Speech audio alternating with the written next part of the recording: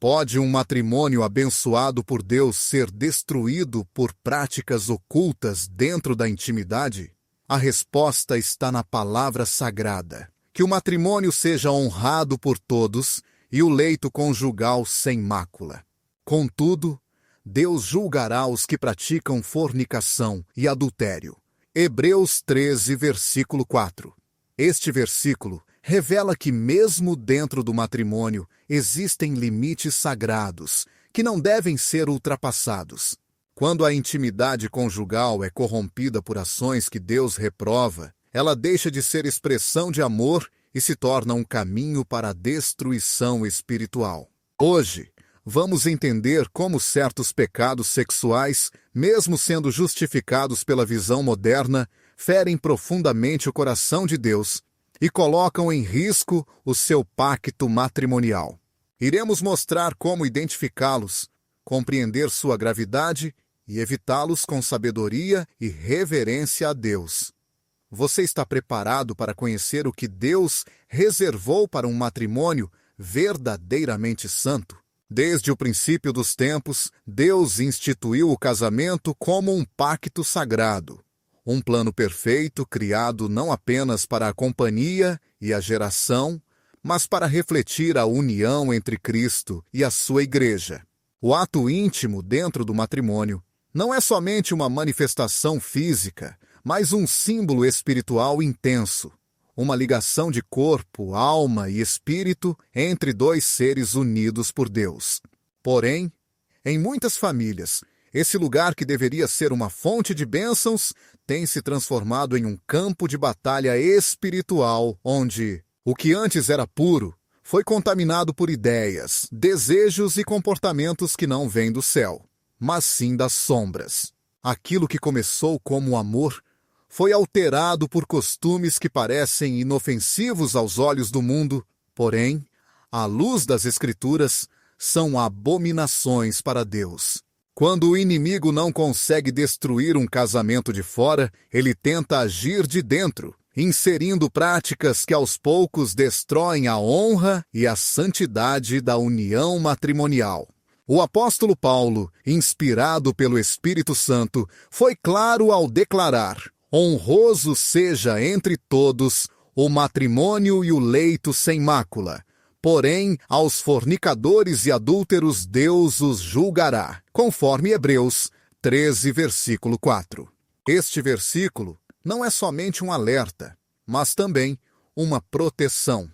Deus valoriza o casamento quando ele é mantido santo, quando o leito conjugal permanece puro e quando tudo o que acontece entre marido e esposa está em harmonia com a vontade divina.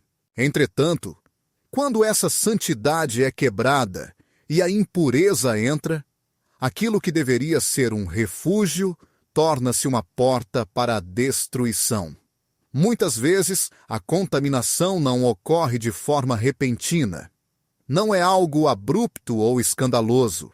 Geralmente, o que polui o leito conjugal inicia-se com um pensamento, uma sugestão ou uma curiosidade despertada pelo conteúdo do mundo. Pode ser um filme que mostra práticas distorcidas, como algo excitante, ou uma conversa aparentemente inofensiva que vai abrindo caminhos para o mal.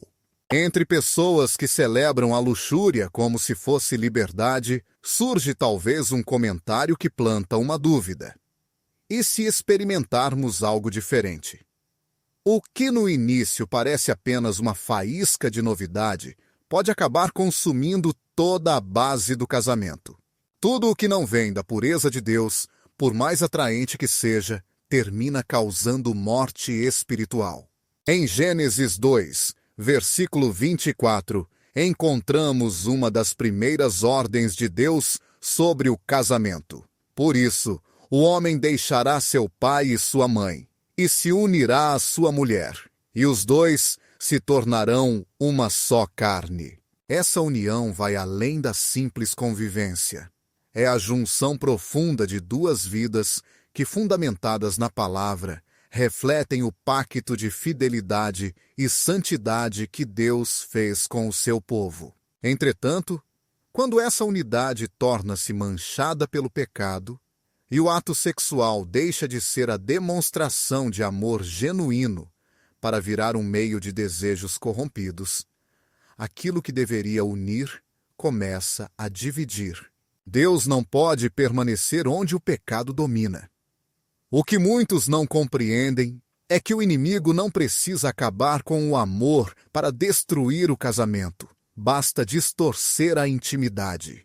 Existem casais que ainda oram juntos, frequentam a igreja e participam de ministérios, mas vivem presos a práticas íntimas que não honram a Deus. O perigo maior é que, como o ato sexual dentro do casamento é legalmente autorizado, muitos pensam que tudo é permitido, o que pode ser um grande engano. A palavra é clara ao alertar que nem tudo o que é permitido é apropriado, e nem tudo que o mundo celebra tem aprovação divina. O casamento não é uma autorização para pecar com consentimento mútuo. Não é um espaço onde qualquer desejo pode ser realizado simplesmente porque ambos concordam. É um altar, um local onde o Espírito de Deus deve estar presente. Quando o Espírito se afasta, o que sobra é um vazio que o inimigo se apressa em preencher. Em 1 Coríntios, capítulo 6, versículos 15 e 16, Paulo faz uma comparação que pode parecer dura, mas revela uma poderosa verdade espiritual. Ele pergunta se não sabemos que nossos corpos são membros de Cristo, e alerta que não devemos unir esses membros ao pecado, formando assim um só corpo com eles. O texto, embora trate da imoralidade fora do casamento, nos oferece uma chave essencial. O ato sexual nos une não só no físico, mas também no espiritual. Por isso, quando nos entregamos de forma impura, estamos ligando nossa alma a práticas que não vêm de Deus. Alguns casais, sem perceber, transformaram sua cama em um altar pagão ao introduzirem brinquedos, práticas, fantasias ou imagens externas, que não apenas distorcem a experiência, mas também convidam espíritos de luxúria, confusão e discórdia, tudo, isso em nome do prazer mútuo.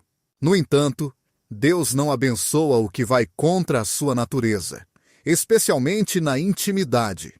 Foi criada para ser uma expressão de unidade, não um espaço destinado a satisfazer desejos carnais inferiores.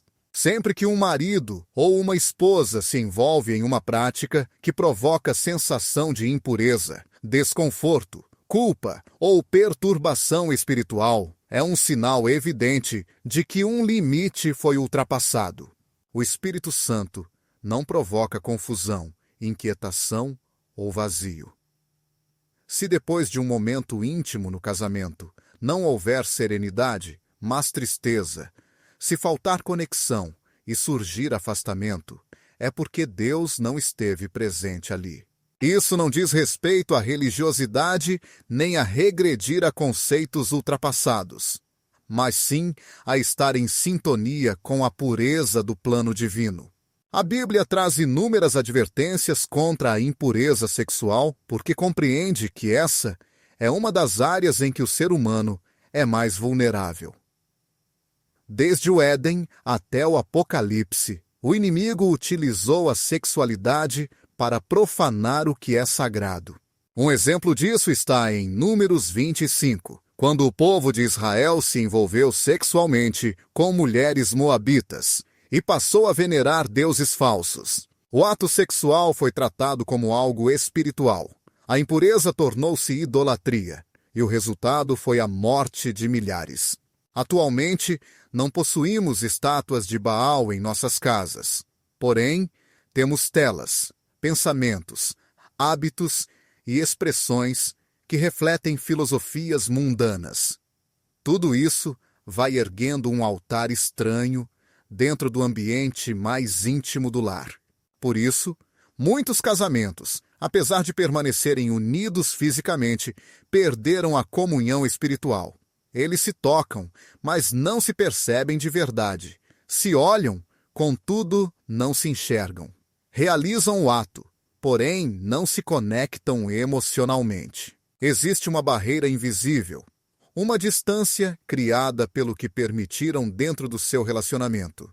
O Espírito de Deus jamais habita onde existe impureza constante.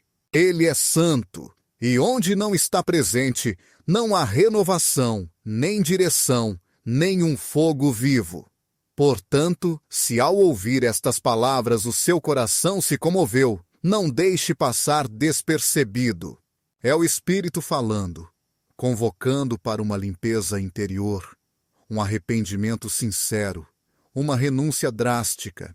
Talvez seja o momento de analisar os costumes, os hábitos, os acordos feitos e submetê-los à luz da palavra de Deus. Não aquilo que outros fazem, nem ao que o mundo aceita, mas sim ao que Deus estabeleceu como santo. Deus não é contra o prazer no casamento. Pelo contrário, Ele o criou para ser desfrutado dentro de um contexto de honra, respeito mútuo, entrega generosa e amor que constrói, não que destrói. O Cântico dos Cânticos está repleto de imagens de amor íntimo, paixão genuína e desejo puro, mas tudo isso acontece dentro de um ambiente de respeito, ternura e admiração, nunca manipulação, imposição ou contaminação. O inimigo sabe que se abalar a intimidade, ele destrói a confiança, e quando a confiança se perde, planta a separação. Assim, abre caminho para a infidelidade, o esfriamento espiritual e o ressentimento. Tudo começa no que está escondido, no que acontece a portas fechadas. Por essa razão, a palavra nos alerta: fujam da imoralidade sexual, conforme 1 Coríntios 6,18. Não diz resista, nem suporte, diz fuja. Esse tipo de pecado não se enfrenta apenas com força de vontade humana, mas com uma decisão decidida de cortar qualquer prática que contamine o plano que Deus traçou.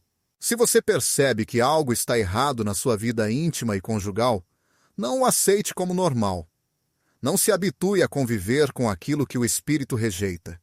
Não chame desejo ao que é, na verdade, uma desordem. Não justifique com amor o que é mera luxúria. Jamais permita que sua cama vire um lugar em que o inimigo se sinta à vontade. O seu casamento foi pensado para refletir Cristo e a sua igreja. Ele jamais usou manipulação, impureza ou violência para manifestar seu amor. Este é o momento para purificar, retornar ao projeto original, transformar o leito conjugal em um altar onde o fogo do Espírito possa descer, onde a união seja não somente corporal, mas também emocional e espiritual. Um espaço onde o amor seja verdadeiro e o prazer uma consequência da obediência. Deus não deseja casamentos apenas funcionais, mas santificados. Não quer relações que aparentem concordância, mas corações entregues, vivendo na sua presença, inclusive na intimidade. Pois, quando o leito é purificado, a alma se fortalece. Quando o oculto está alinhado com a palavra, o que é visível floresce. Quando dois corpos se unem em respeito e compromisso, a vida conjugal alcança um novo patamar de plenitude e graça. Quando duas pessoas se unem em santidade, o céu se alegra. E quando um casal honra a Deus em todos os aspectos, inclusive na intimidade, ele cuida de abençoá-los com uma união que o mundo não pode destruir. Existem pecados escondidos nas profundezas do coração, camuflados como pensamentos inocentes, conversas banais ou amizades equivocadas. São transgressões que não deixam marcas visíveis, mas que ferem a alma e comprometem a pureza do vínculo matrimonial. No contexto do casamento, um dos pecados mais negligenciados, porém perigosos, é o adultério emocional. Diferentemente do ato físico, esse pecado não exige contato direto. não precisa de um quarto fechado ou encontros secretos. Basta um olhar demorado além do permitido, uma mensagem enviada às escondidas, um desejo mantido em segredo. Ainda que pareça inocente para os olhos humanos, é gravíssimo diante de Deus. Pois o adultério emocional nasce da mesma fonte de toda corrupção espiritual: o coração. Jesus foi direto sobre isso quando declarou: "Mas eu vos digo que qualquer que olhar para uma mulher com desejo já cometeu adultério com ela no coração", conforme Mateus 5, versículo 28. Com essas palavras, o Senhor não só elevou o padrão moral, como também mostrou a raiz do pecado. Não se trata apenas das ações, mas dos pensamentos que permitimos, do que cultivamos em nossa mente, do que apreciamos em segredo. O adultério emocional é justamente isso, uma traição do coração. A infidelidade que ocorre na mente é uma traição cultivada no invisível, mas que contamina profundamente o que é visível. Ninguém comete adultério físico sem antes ter se entregue a uma vida de adultério mental e emocional. Deus, que examina os corações, não se deixa enganar pelas aparências. Ele vê o que se pensa, o que se imagina e o que se deseja em segredo. Em 1 Samuel 16, 7, está escrito: "O homem olha para o que está diante dos seus olhos, mas o Senhor observa o coração." Essa verdade deve impactar quem tenta justificar pensamentos proibidos, afirmando que não fez nada errado. A pureza do coração tem tanto valor quanto a pureza do corpo. A fidelidade não é prova apenas pelo que se evita fazer, mas também pelo que se escolhe pensar. O adultério emocional geralmente nasce da insatisfação, da falta de vigilância espiritual e da ausência de limites claros. Quando um dos cônjuges começa a buscar fora do casamento atenção, reconhecimento ou consolo que deveria receber só do esposo ou esposa, uma linha perigosa já foi cruzada. Essa necessidade não expressa se transforma numa brecha por onde a tentação pode entrar. O que inicia como uma conversa prolongada evolui para uma dependência emocional. Compartilha-se mais com um terceiro do que com o próprio cônjuge. Pensa-se mais nessa pessoa do que naquele que Deus uniu. O que parecia ser apenas uma ligação emocional acaba sendo uma corrente espiritual que prende e afasta do propósito divino. Provérbios 4, versículo 23, nos alerta claramente sobre o cuidado especial com o coração, porque dele procede a vida. O coração não pode ficar aberto a qualquer sentimento, a qualquer olhar ou conversa sem filtro. A lealdade no casamento requer uma proteção intencional do coração. Não basta somente evitar o contato físico, é fundamental também proteger as emoções, vigiar os pensamentos e fechar as portas da imaginação. O inimigo nem sempre aparece com agressividade. Às vezes chega com simpatia, com empatia e uma aparente compreensão. Ele se apresenta como alguém que simplesmente escuta, que oferece aquilo que falta em casa, mas sua verdadeira intenção é causar separação, divisão, espalhar confusão e levar a alma a uma dependência emocional que substitui a ligação espiritual com o próprio cônjuge. O apóstolo Paulo adverte em 2ª carta aos Coríntios, capítulo 10, versículo 5, que devemos levar todo o pensamento à obediência a Cristo. Isso não é uma sugestão, e sim uma ordem para todo crente que deseja permanecer firme na vontade de Deus. Não se pode permitir que os pensamentos circulem livremente sem direção ou supervisão espiritual. O adultério emocional começa quando se permite que a mente se desvie. Quando se fantasia com situações fora do pacto matrimonial. quando se sonha com outras possibilidades em vez de honrar o compromisso firmado diante de Deus. A mente é um verdadeiro campo de batalha. Cada pensamento impuro que se admite, cada imagem que se repete na imaginação, cada conversa que se justifica sem analisar suas intenções, representa uma semente plantada em solo favorável, e aquilo que se semeia inevitavelmente será colhido. Em Gálatas, capítulo 6, versículo 7, está escrito: Não vos enganeis, Deus não se deixa escarnecer, pois aquilo que o homem semear, isso também ceifará. O adultério emocional, embora nem sempre seja visível, produz seus efeitos. E esse fruto, cedo ou tarde, se manifesta como afastamento espiritual, distanciamento afetivo, desinteresse pelo cônjuge, irritabilidade sem explicação, falta de desejo e perda da intimidade, porque a alma já está emocionalmente ligada a outro lugar. O casamento é um compromisso exclusivo, não apenas no aspecto físico, mas também no emocional. A atenção, a ternura, a admiração, o conforto e o apoio devem ser dedicados a uma única pessoa. A entrega completa que o casamento exige inclui também os sentimentos, pensamentos e desejos do coração. Quando um marido ou uma esposa decide partilhar essa intimidade emocional com alguém fora do casamento, mesmo sem contato físico, já abriu as portas para a infidelidade, dividindo o coração e transferindo a lealdade. No livro de Oséias, Deus utiliza a imagem do adultério para ilustrar a infidelidade espiritual de seu povo.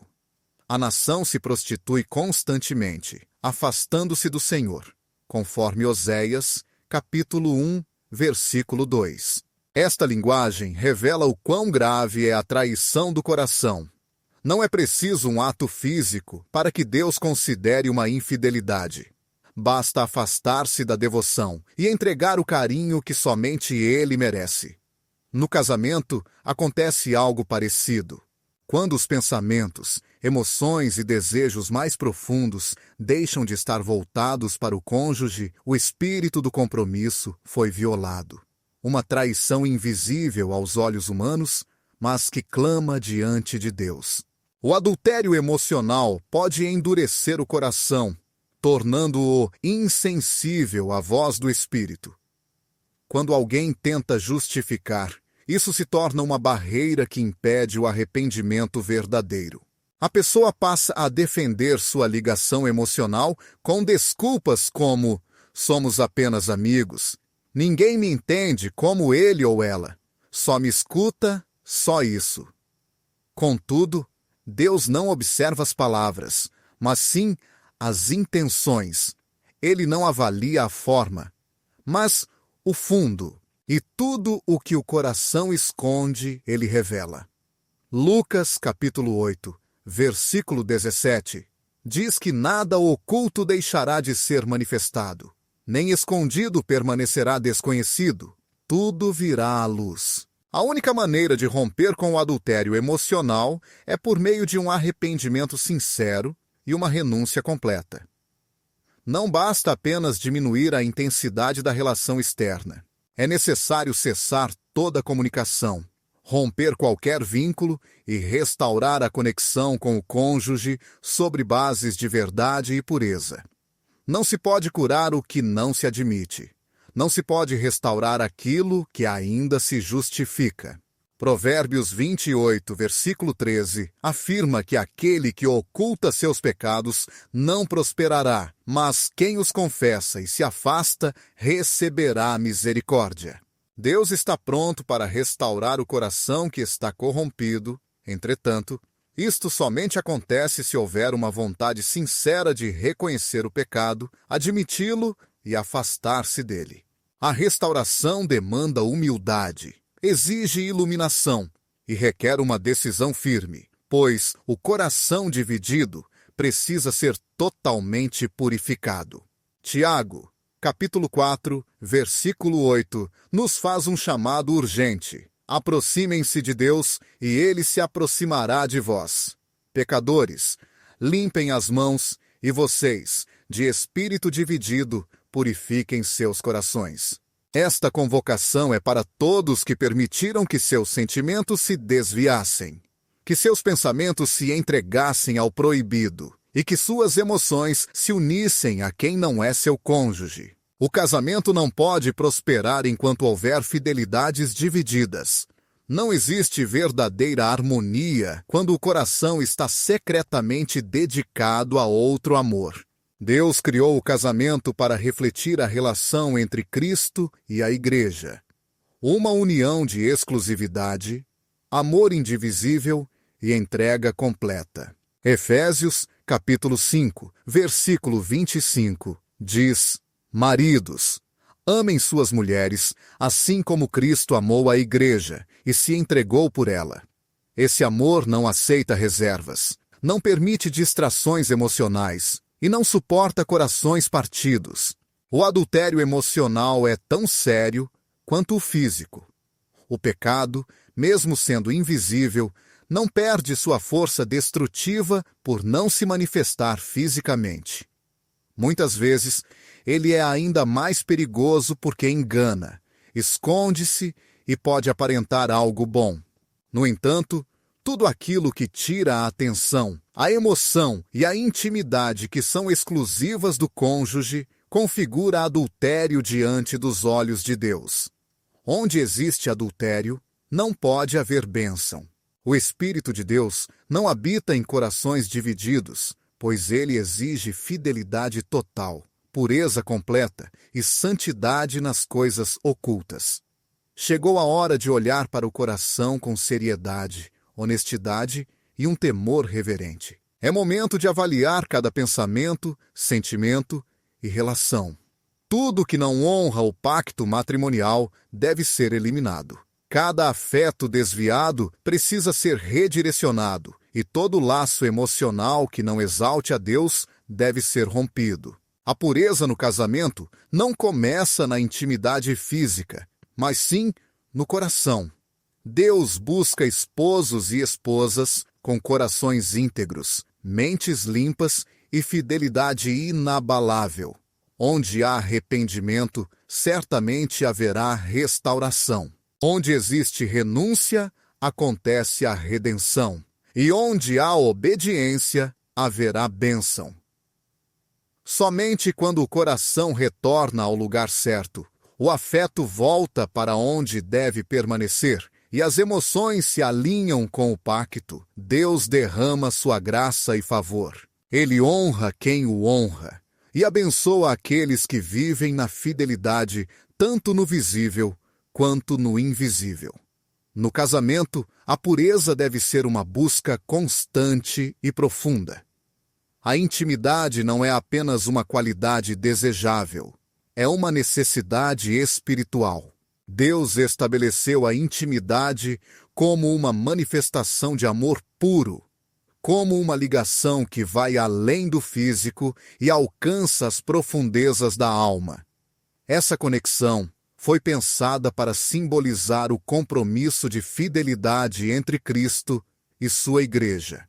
Contudo, o inimigo age de forma sutil para corromper essa intimidade, introduzindo elementos que desonram o desígnio divino e abrem caminho para a escravidão espiritual. A pornografia, que muitos subestimam, inclusive dentro do casamento, tem sido uma das armas mais devastadoras usadas para destruir aquilo que Deus preparou como santo. A presença de material pornográfico num casamento não representa liberdade, nem é um recurso para estimular a relação, tampouco uma solução para reacender a paixão. Trata-se de uma porta que permite a entrada de imagens, pensamentos e influências que não pertencem ao pacto conjugal. Quando um marido ou uma esposa consome pornografia, está levando outros para o leito que foi feito para ser exclusivo. Isso profana um espaço que deveria ser sagrado, íntimo e livre de qualquer impureza. O pior é que essa contaminação não fica só no aspecto visual. Ela invade o coração, os pensamentos e as expectativas, provocando um distanciamento profundo da verdadeira realidade espiritual do matrimônio. Jesus deixou claro quando falou: "A lâmpada do corpo são os olhos.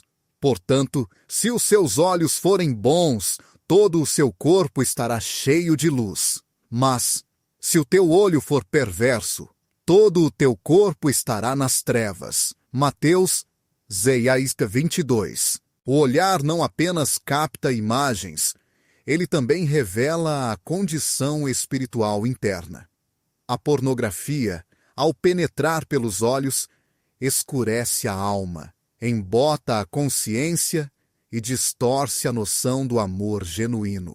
Aquilo que se observa repetidamente transforma-se numa fonte de condicionamento mental, um molde que deforma as expectativas em relação ao parceiro e substitui o carinho pelo desejo. Esse pecado não é uma fraqueza sem resultado, mas uma transgressão consciente que impacta o indivíduo, o casamento e a presença de Deus no lar. Em 1 Coríntios 6:18, o apóstolo Paulo adverte com vigor: "Fujam da imoralidade sexual. Todo outro pecado que alguém comete é fora do corpo, mas aquele que pratica a fornicação peca contra o próprio corpo." A pornografia é uma forma de fornicação visual, uma entrega do corpo ao desejo impuro, uma prostituição mental que atenta contra o templo do Espírito Santo. O que começa como uma mera curiosidade pode se tornar uma prisão. Aquilo que é introduzido como um recurso para reviver a intimidade pode converter-se numa dependência capaz de destruir a verdadeira conexão. A pornografia não ensina amor, ensina dominação. Não promove ternura, mas crueldade. Não inspira entrega, mas consumo. Em vez de fortalecer o laço conjugal, ela o substitui por imagens vazias que jamais satisfazem. Pode oferecer aquilo que só um coração comprometido é capaz de dar. Quanto mais se consome, menos se valoriza o que é verdadeiro. O desejo pelo autêntico se enfraquece. Apaga-se a chama do amor puro. Enterra-se a sensibilidade espiritual. O casamento foi criado para que ambos os cônjuges se olhem com olhos renovados, com prazer e apreço constantes. O Cântico dos Cânticos apresenta essa visão divina da atração dentro da aliança. Está escrito: "Eis que és formosa, amiga minha. Eis que és bela. Os teus olhos são como pombas." Cântico dos Cânticos 1:15. Esse olhar não é carnal nem superficial. É cheio de respeito, ternura e alegria santa.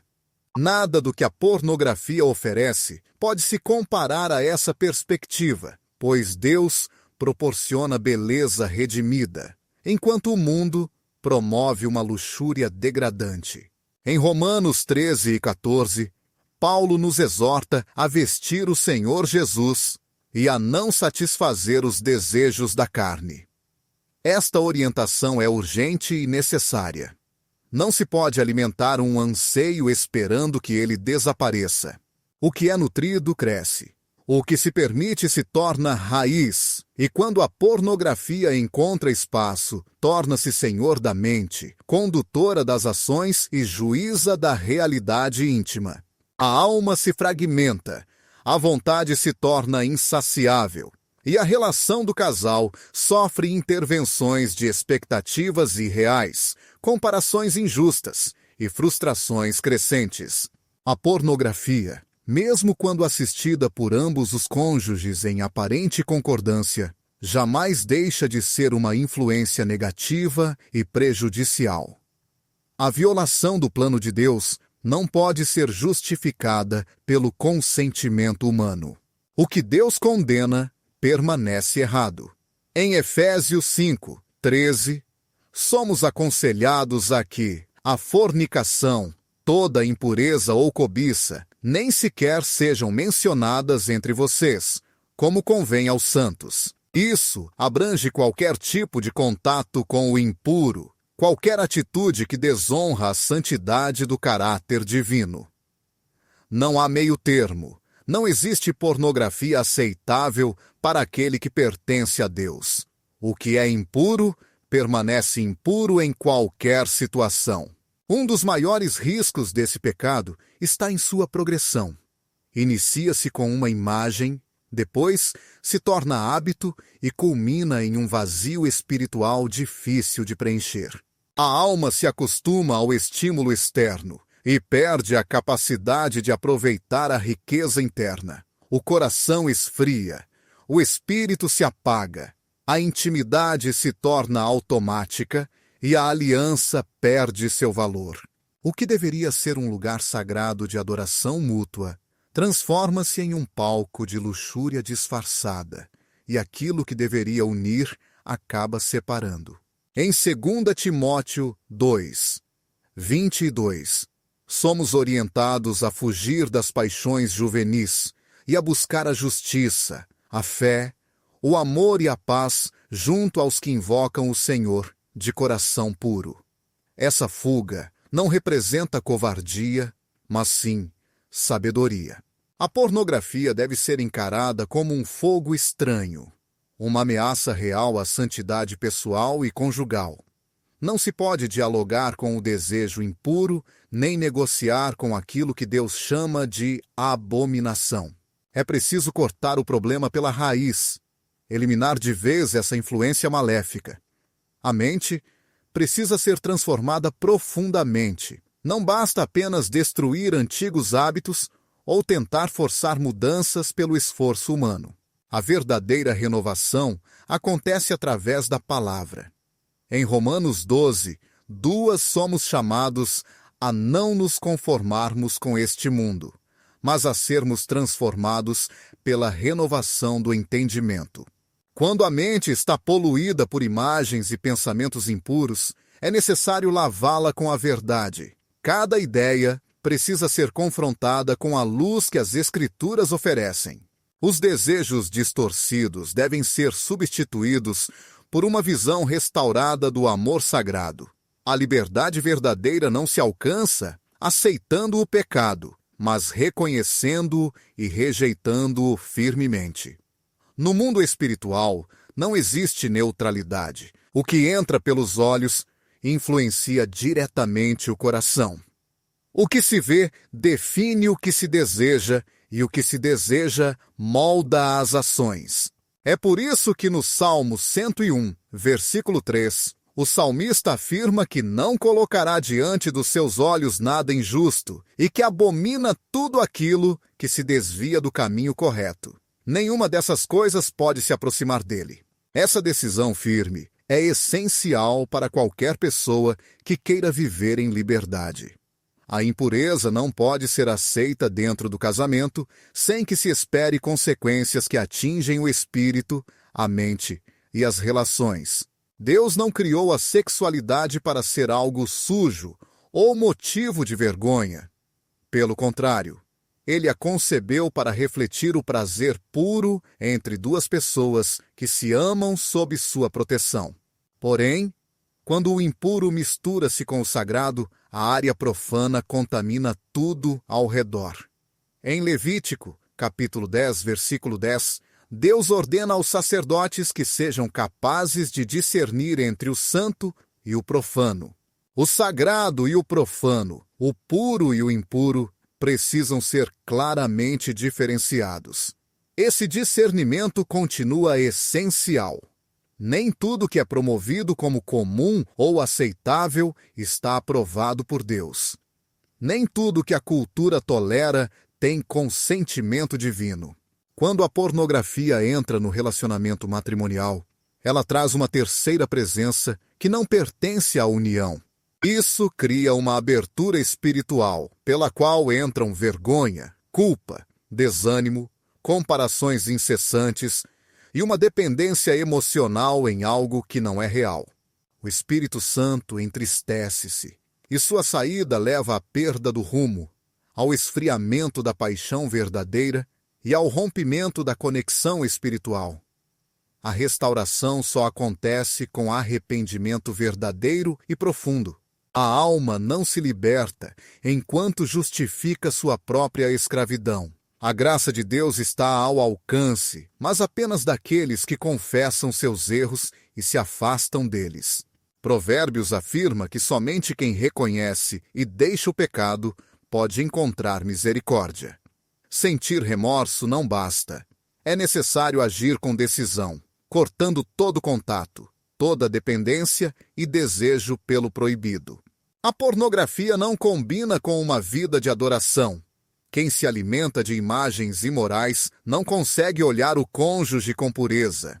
Quem se entrega a fantasias ilícitas perde o gosto pela realidade que Deus concedeu. Quem alimenta os desejos carnais não vive segundo o Espírito. Por isso, Paulo recomenda em Gálatas que se viva guiado pelo Espírito.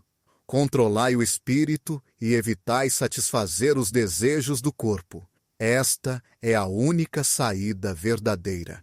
Viver guiados pelo Espírito com uma mente renovada, com uma visão purificada e um coração inflamado exclusivamente pelo que agrada a Deus.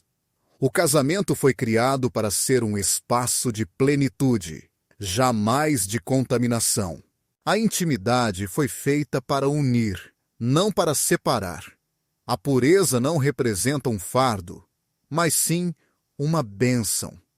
Tudo que se opõe a essa pureza precisa ser rejeitado com firmeza. A pornografia não é somente um costume prejudicial, mas uma armadilha espiritual. Quem a aceita dentro do pacto conjugal constrói sobre areia, semeando espinhos onde deveria haver frutos. A liberdade é possível e a restauração é real, porém tudo começa com uma decisão. Uma decisão que não se adia, não se negocia, nem se diminui. Chegou a hora de retornar ao plano original, de purificar o leito, restaurar o olhar, fechar os olhos para o impuro e abri-los para o sagrado. Porque somente quando o coração está limpo, a alma pode amar verdadeiramente. E quando a mente está livre, o casamento consegue experimentar a plenitude que Deus prometeu. No pacto matrimonial, a unidade não é apenas uma questão emocional ou física, mas, por design divino, uma fusão espiritual que une vontades sob a autoridade de Deus. Essa ligação foi criada para refletir a harmonia dos céus, uma relação que se sujeita inteiramente à verdade, à santidade e à obediência. Porém, quando nesse compromisso os dois corações se alinham não pela palavra, mas pelo desejo, quando o consenso não se baseia na vontade divina, mas na permissão, então o acordo perde seu respaldo celestial, ainda que mantenha validade terrena. O matrimônio não se fortalece por contratos humanos que vão contra a ordem de Deus, mas sim pela missão conjunta em direção à santidade que Ele exige.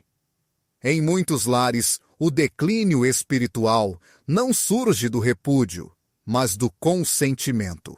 Não é só a resistência de um, e sim a cumplicidade de ambos.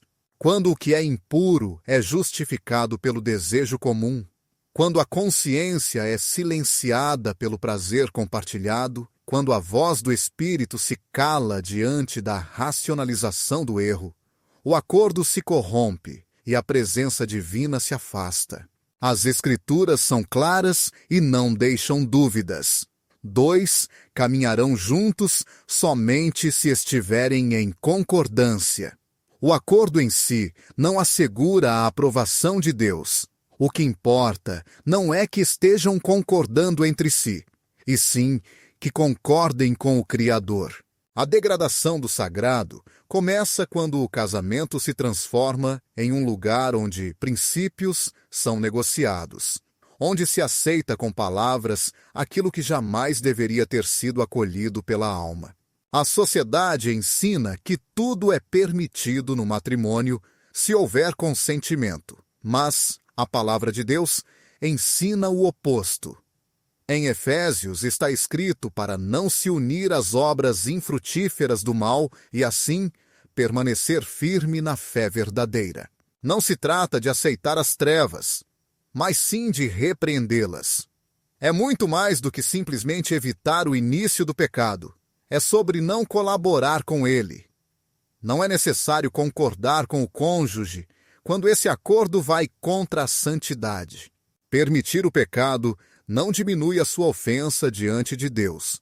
Pelo contrário, torna-se uma transgressão conjunta, uma rebelião combinada. O consentimento mútuo não pode dar legalidade ao que Deus chamou de imundo. O que é impuro diante do trono permanece impuro, mesmo que ambos concordem em vivenciá-lo. Sempre que o comportamento desonra o corpo, distorce seu propósito, infringe a consciência, alimenta a luxúria ou convida o profano, não importa o quão recíproco seja o desejo, já perde a sua santidade. Em primeira carta aos Coríntios, capítulo 6, versículos de 19 a 20, o apóstolo Paulo nos lembra que nosso corpo não nos pertence de forma independente. Não sabem que seu corpo é templo do Espírito Santo? Vocês não são de si mesmos, porque foram comprados a um preço elevado. Não se pode dispor do corpo como se fosse de uso próprio quando ele foi consagrado. Não cabe reivindicar direitos sobre aquilo que já pertence ao céu. Uma das maiores armadilhas no casamento é a falsa crença de que o que acontece em privado não gera consequências públicas. Se ambos estão confortáveis, sem danos aparentes e tudo ocorre dentro de casa, então não há problema, pensam muitos. No entanto, essa é precisamente a artimanha do inimigo. Convencer que, enquanto uma regra externa não for quebrada, não existe problema algum. Essa perspectiva desarma a consciência e abre espaço para que o pecado se enraize e afete não só a vida íntima, mas a própria essência do casamento diante de Deus. Portanto, é fundamental reconhecer que o consentimento mútuo não torna santo o que foi declarado profano por ele. O Espírito Santo não se deixa enganar pelas aparências externas. Ele avalia os motivos, investiga as intenções e percebe os desejos mais profundos. Quando percebe que o consentimento se tornou uma justificativa para a impureza, ele se afasta. O efeito disso não é imediato, mas é certo. Um vazio espiritual começa a crescer. A alegria desaparece, a intimidade enfraquece e a comunhão fica prejudicada. Mesmo que pareça haver unidade, o vínculo se deteriora internamente. Aceitar o pecado juntos é entregar-se a algo que Deus rejeita. É transformar o casamento em uma aliança contrária à palavra divina. É unir-se em uma transgressão que mancha o altar do pacto. Aquela união que deveria glorificar Deus passa a ofendê-lo. Mesmo sem testemunhas humanas, no céu há registro. Em Malaquias 2, versículo 14, Deus repreende o esposo que traiu sua esposa. Ele diz que foi testemunha da infidelidade contra a mulher da sua juventude. Essa mensagem revela que Deus não ignora o que acontece dentro do casamento. Ele observa, julga e protege a santidade do pacto que estabeleceu. Quando ambos os cônjuges cedem juntos, entregando-se ao pecado, não estão vivendo liberdade, mas firmando sua escravidão. Não estão aprofundando a intimidade, mas abrindo portas para a ilusão. Em vez de fortalecer a união, estão esvaziando o espaço que a presença divina deveria ocupar. Sustenta, porque o Espírito Santo não permanece onde é ignorado, não habita onde não é venerado, nem se envolve em ações contrárias à sua essência. Em segunda carta aos Coríntios, capítulo 6, versículo 14, as Escrituras indicam claramente que comunhão existe entre a luz e as trevas. Que acordo tem Cristo com Belial? Quando o pecado é aceito de maneira consciente, o espírito se afasta pela integridade, e onde ele não está, tudo se torna caos. A aceitação do pecado dentro do casamento também compromete a autoridade espiritual. O marido deixa de guiar com discernimento, passando a agir movido pelo desejo. A esposa não se submete com sabedoria, e sim por conveniência. Ambos, ao invés de crescerem juntos na obediência, descem no caminho do prazer egoísta. O que deveria ser uma proteção torna-se um ponto frágil. O que seria um abrigo espiritual transforma-se num campo exposto. E mesmo que as orações continuem, a resposta se cala. Pois Deus não pode apoiar uma união que transformou o pecado numa prática constante, coberta pelo véu do consentimento. O plano de Deus para o matrimônio é particular, claro e inflexível. O prazer não deve prevalecer sobre o propósito, nem a satisfação deve superar a santidade. O desejo não pode definir o rumo. Tudo que é feito com o corpo deve expressar o estado da alma em comunhão com Deus. Romanos capítulo 6, versículo 13, nos orienta a não entregar nossos membros ao pecado como instrumentos para a iniquidade. Instrumentos de injustiça não devem ser usados, mas sim apresentados a Deus como instrumentos de justiça. No casamento, o corpo precisa refletir uma vida consagrada. Não é possível servir ao Espírito com palavras e entregar-se às ações da carne ao mesmo tempo. Não se pode pedir bênção quando o altar está contaminado. Aceitar o pecado endurece o coração. No começo, surge um desconforto, depois uma tolerância, em seguida um hábito e, por fim, uma indiferença. O que antes causava mal-estar passa a parecer comum. A culpa que incomodava começa a ser justificada e o que foi um erro transforma-se numa prática escondida. Esse endurecimento é um dos julgamentos mais duros, pois, quando a consciência deixa de acusar, a alma deixa de se abalar e o coração não treme diante do que é sagrado, então, uma linha perigosa foi ultrapassada. Hebreus capítulo 3, versículo 13, alerta que o pecado endurece através do engano. Esse processo não é súbito, ocorre por etapas. O consentimento mútuo acelera essa transformação, porque quando um cai, o outro pode ajudar a levantar-se. Mas se ambos cedem, quem fica para interceder? A restauração só acontece se algum decidir retornar à verdade. Se um dos dois se levanta, se um deles desperta, se um decide se consagrar novamente, o poder do arrependimento verdadeiro pode romper a corrente do consentimento, redirecionar o pacto e alinhar a casa com a vontade divina. Deus está sempre presente. A honra pertence àquele que se afasta, que sempre responde com sinceridade ao que clama com verdade. No livro de Joel, capítulo 2, versículo 12, Deus faz um convite especial. Convertam-se a mim de todo o coração, com jejum, choro e lamentação. Esse convite não é dirigido ao ímpio, mas sim àquele povo que se desviou do caminho, que fez alianças com aquilo que não edifica, que perdeu a direção do pacto. Se o pecado é algo comum, também o arrependimento deve ser coletivo. Todavia, quando isso não for possível, o justo precisa permanecer firme. Não é aceitável continuar na impureza para agradar aos outros.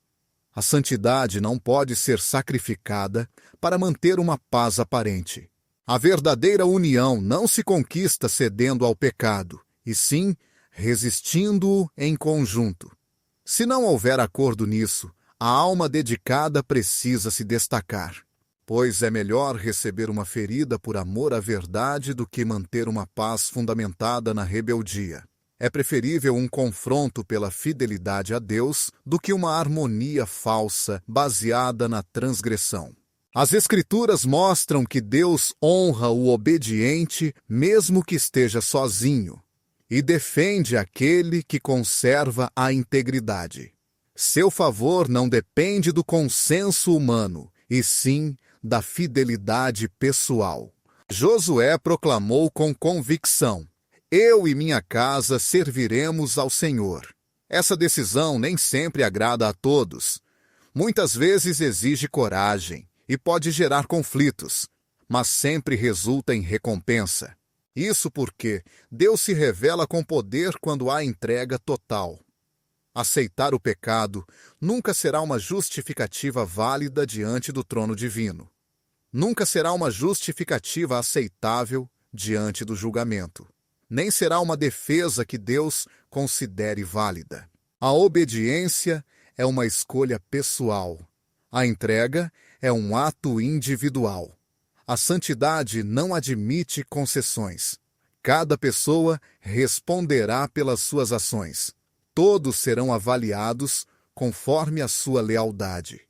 Quem consentiu será contado entre os que agiram, e quem aprovou será visto ao lado dos que transgrediram. Isso porque a justiça divina não se adapta a acordos humanos. O casamento pode ser o local mais sagrado do planeta, um reflexo do esplendor de Deus, mas somente se ambos se entregarem ao Espírito, se decidirem caminhar juntos na luz.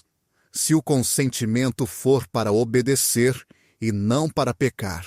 O verdadeiro compromisso acontece quando dois corações se alinham diante da palavra, quando dois corpos se entregam em pureza. Quando duas vontades se submetem à mesma verdade, esse é o propósito, esse é o chamado e essa é a meta. Um casamento que escolhe conscientemente o pecado afasta-se da graça divina. Porém, quando opta pela obediência, atrai o céu. Quando duas pessoas concordam com o que é santo, o Senhor se manifesta. Quando rejeitam o impuro juntos, a glória se estabelece no meio deles. Porque onde há unidade na verdade, há apoio divino.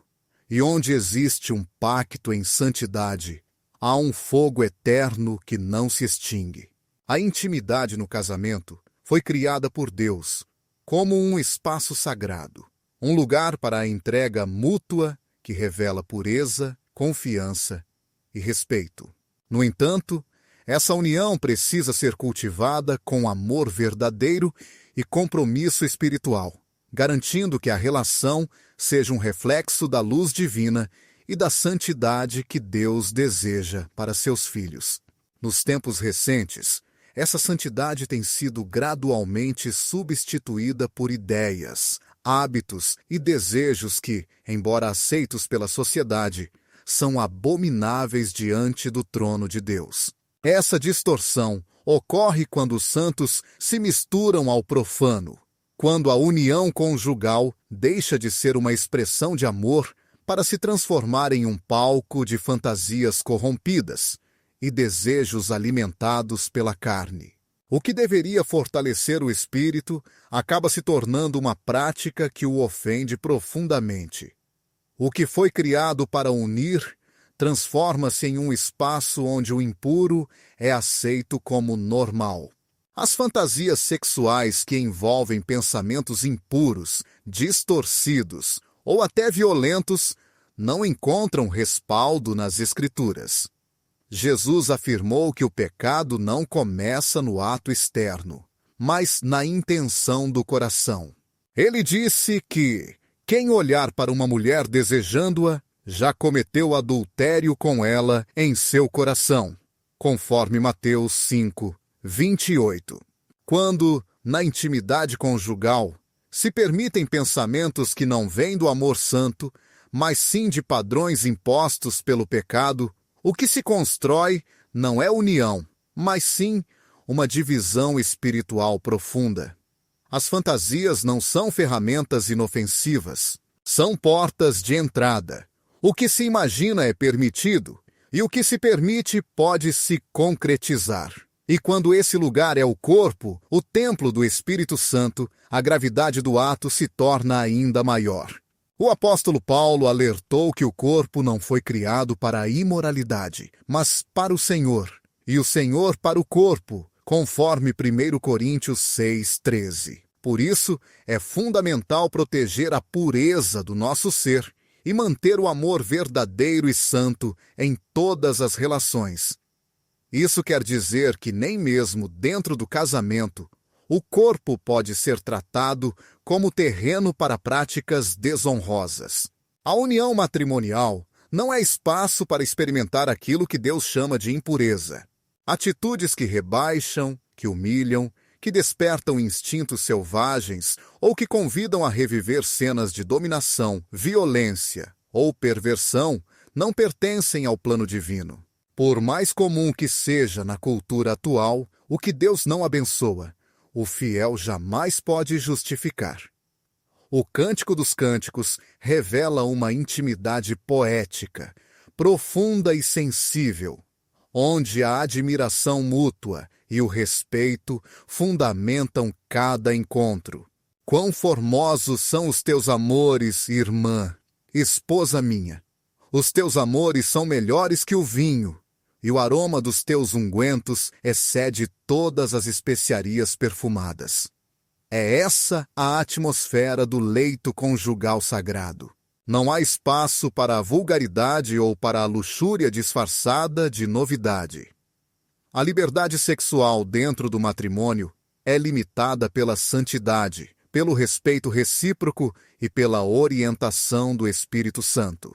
Muitos tentam justificar jogos, papéis ou práticas sexuais inusitadas com o argumento de que se ambos concordam, não há pecado.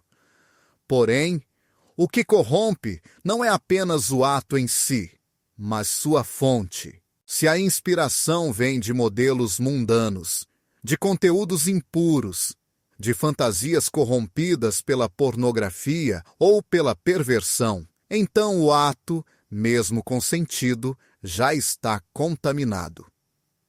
Não é possível servir ao espírito utilizando instrumentos do inimigo.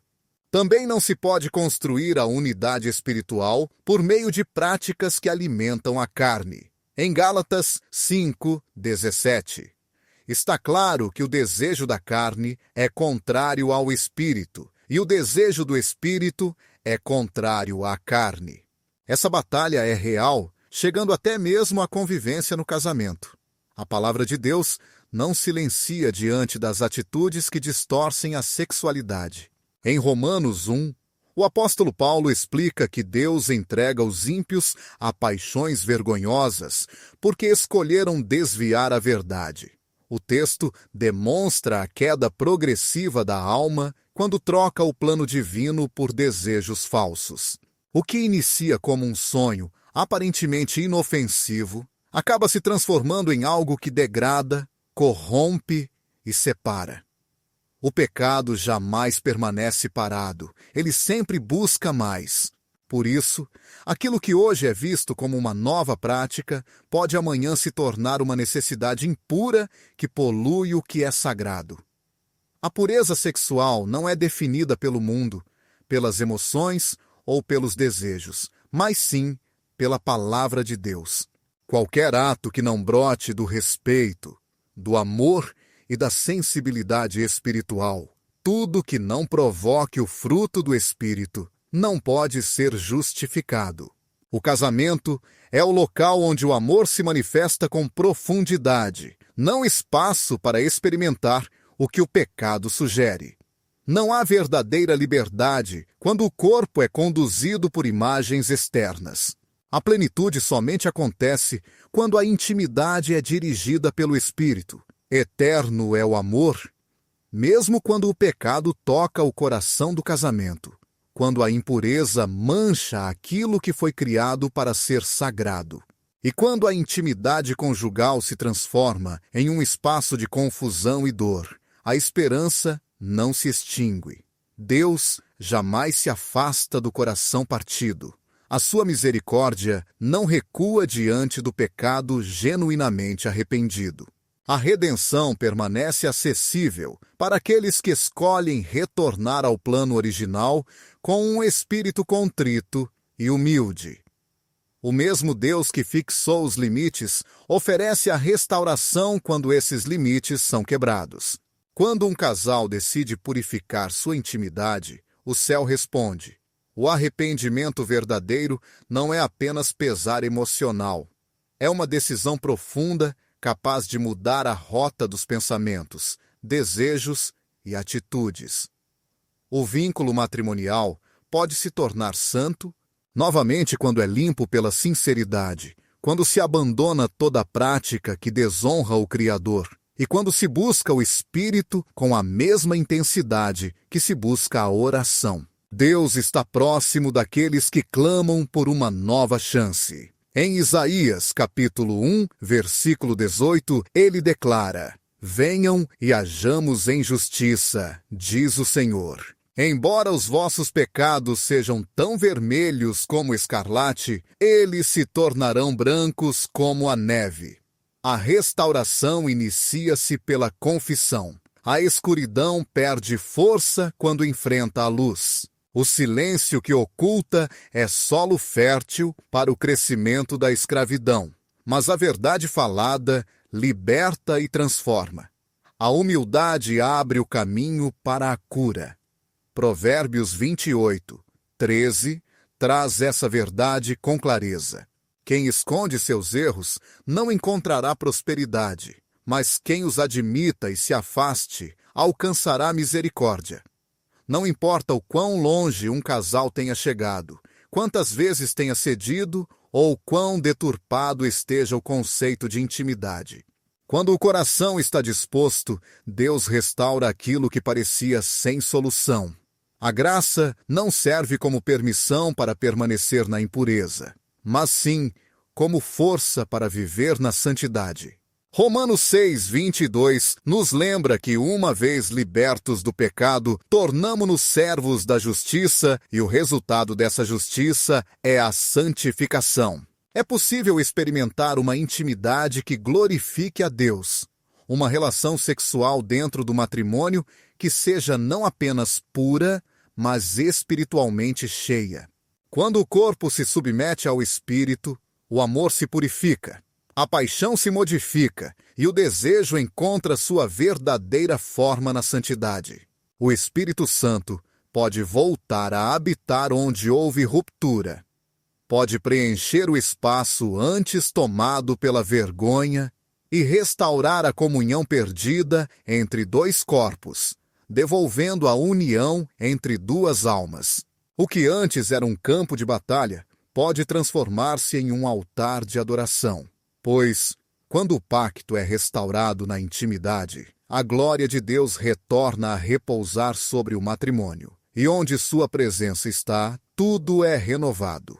O casamento não é apenas uma instituição, é uma declaração espiritual que proclama a unidade, o amor e a presença divina na vida a dois. Ouvir em voz alta que a fidelidade, a pureza e a verdade ainda são possíveis num mundo que enaltece o contrário é um convite a refletir.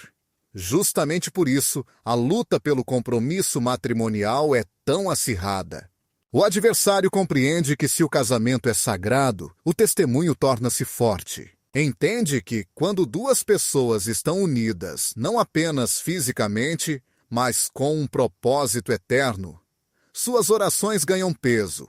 O pacto adquire autoridade e a união representa um desafio ao reino das trevas.